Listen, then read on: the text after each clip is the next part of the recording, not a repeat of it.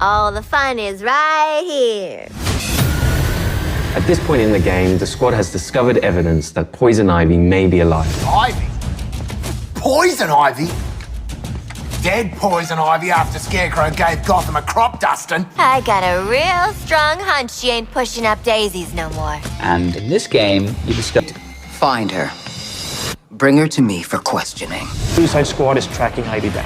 If Ivy's in the city, this tracker will lead you to her. Unless y'all want to end up a poorly plated spring mix, you better put me in charge and let me talk to Ives first. So in playing solo, players can switch between any of the characters. You'll get to experience all the different play styles across all of the different missions. And here we go!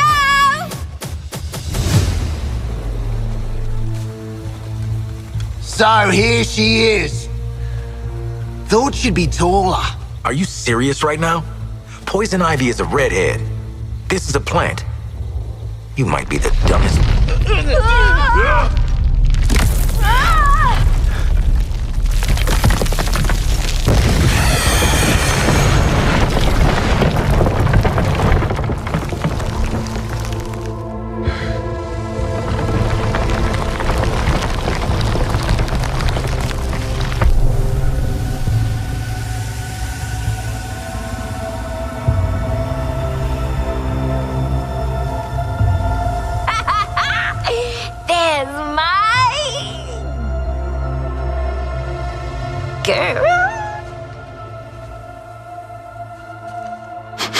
She is not made of meat. Is this what you call a vegetarian option? I don't know you, but my pheromones remember you. Strange emotions. Tell me about it. Wasn't expecting you to come in fun size. You really don't know me? Harley and Ivy forever? In 10-story burning letters? Nope. Jeez, LexCorp really did a number on you, huh, Red? He dressed you up in that outfit, too? No. I took it. When I broke out. He shut me in a room in his tower. If I worked on the things he wanted, I got a whole hour of sunlight every day. What did he want? Weapons, making them more effective against the alien invaders. You know, they're very susceptible to plant toxins. And, I know all about plant toxins. We know. That's why they call you Poison Ivy. It's just Ivy, weirdo. Where's Lex now? I don't know. Something spooked him, I guess. He got in his big robot suit and stomped off. Ooh, I know that look. Who you murdering? The corrupted things that are coming. All of them. They're poisoning the earth with their gross bodies. So I lured them here.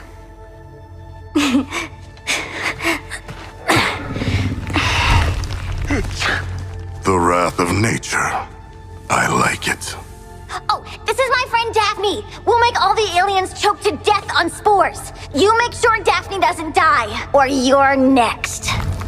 Waller, be advised Lex is AWOL in a power suit, and Ivy's an eco-terrorist middle schooler. Dead shot out.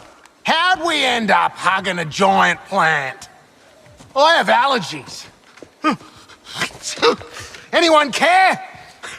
Ah! Here's a brief look at the mission that follows your first encounter with Ivy. You'll see a variety of custom builds and loadouts that draw on the power of DC villains. Ivy's plans need protection. Split up your squad to attack from different directions. Our asses won't get kicked just standing here. Now go defend! Combat in this game revolves around 3 core pillars: traversal, gunplay, and melee. Someone like Deadshot can take a vantage point, can provide cover fire.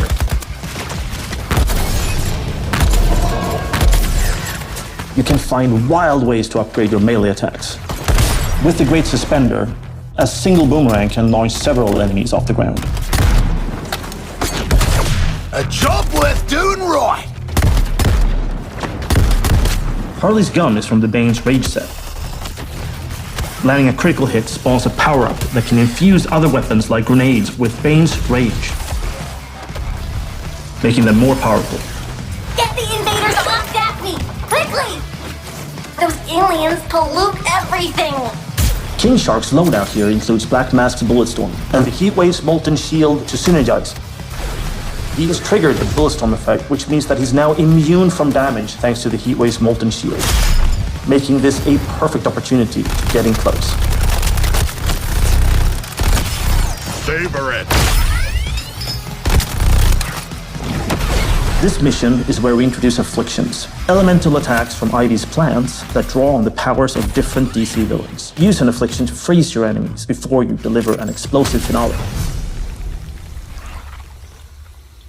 Task Force X, report. Have you secured Ivy? Yeah, kind of a funny story. Although she doesn't remember her old life, Ivy is still a deadly expert with toxins, and she can offer your builds an interesting new feature: afflictions. The results are so neat. When you manage to recruit her, she comes back to the Hall of Justice as kind of like a loose cannon, precocious toddler who also has terrifying genetic engineering powers. Then we introduce the concept of afflictions. Players can apply these afflictions to their melee weapons, their grenades, so they can mix and match different things for the encounter. And each affliction ties back to a DC character. So we have 4 afflictions. Diablo Blaze sets people on fire, burns them over time. But you can't shield harvest them. We have Deep Freeze, freezes people. You can shatter them with your guns, but they are pretty resistant to melee damage. They won't drop ammo when they die. At any point, you can have up to 2 different elemental afflictions, then add in the 3 other players, so what you've got there is lots of different ways to engage with enemies. Your fight is far from over. Single perspective. And with this game, we saw that opportunity to get the community more involved. And different. And we wanted this experience to be shared with more than just one person. One of the coolest experiences in the game is when you're playing with friends and each character can tackle the problems that you're facing together differently. You are learning how to overcome challenges together. All these characters are geared up to be able to complement each other. Because each of them is moving differently, sometimes another character might come in from a direction you don't expect. You can create unintentional cinematic moments with your friends.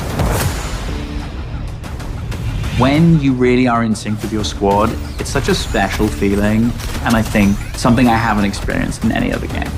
Multiplayer is new for the studio, but it's super exciting. We hope you enjoyed episode 2 of Suicide Squad Insider. Phew, I need a smoke. I need more therapy. The biggest cinematic experience that Rocksteady has ever created, with more hours of cinematic cutscenes than ever before. But I think we leave... Talk about it? Know what, Quinn? I do. In our last episode, we gave you a look at our combat system that combines story, powerful traversal abilities, iconic melee attacks, and explosive gunplay to offer something truly unique.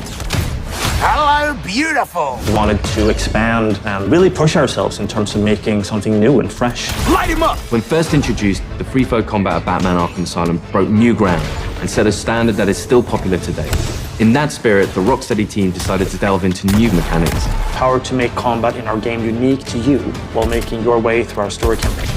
If you decide to play co-op with friends, you can each become an expert with your playstyle and customize builds, creating a powerful squad unlike any other.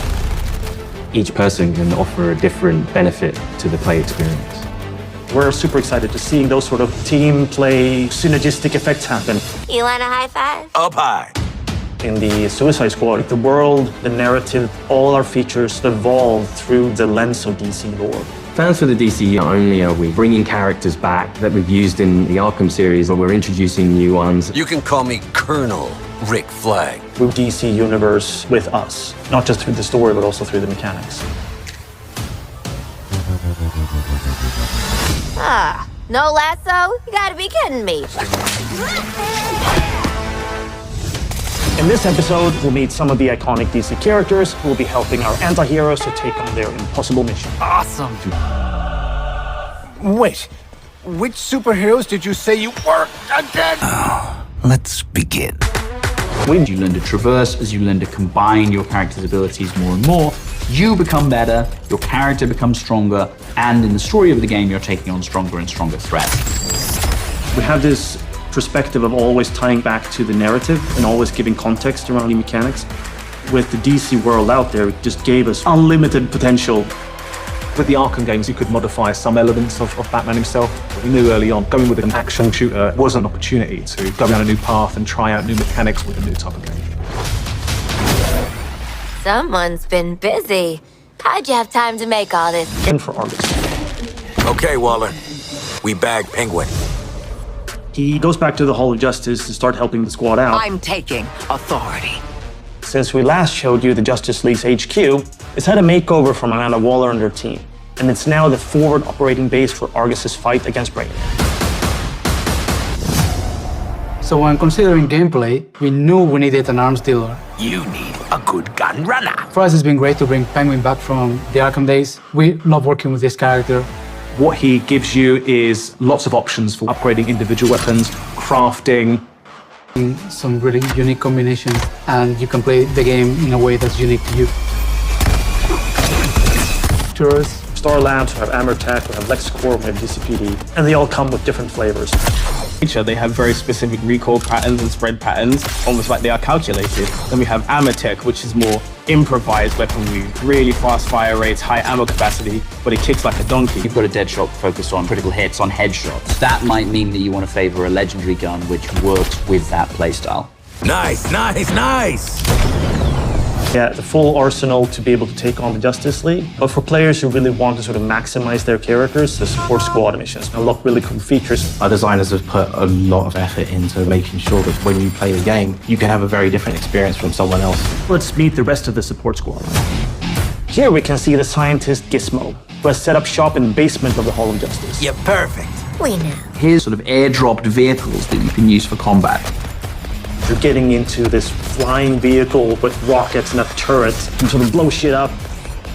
And the havoc you can create is outstanding. Each character from the DC universe offers the player a different way of interacting with the game. I've been trying on the name Toyman. More like Annoy Man. Am I right? Toyman is one character that helps you actually figure out ways of defeating the Justice League. He's a tech boy who can't quite come to terms with the fact that his heroes are now the villains. Changing stuff is my middle name. You can unlock more and more things you can do with Toyman to enhance your gear. If you want to really perfect your gear to really suit how you like to play the game, Toyman's the character to talk to. I'm Hack. Projection. Anything that has electricity, Hack can manifest through. Seeing your talent points over the course of the game, you can unlock a whole myriad of different abilities. For example, with Harley, you can increase her grenade damage. Thank you! Alongside the talent tree, we have what we call the combat combo system. As you're doing these more intricate moves, you build up your combo faster, and the higher that combo is, the more talents you activate. Ah, this tough love! We have complete control, Brainiac. Now We're free to our players, and we really want to engage with our community to give them new experiences regularly. At the end of the game, everyone goes, wow, this was a hell of a ride. Let's play again.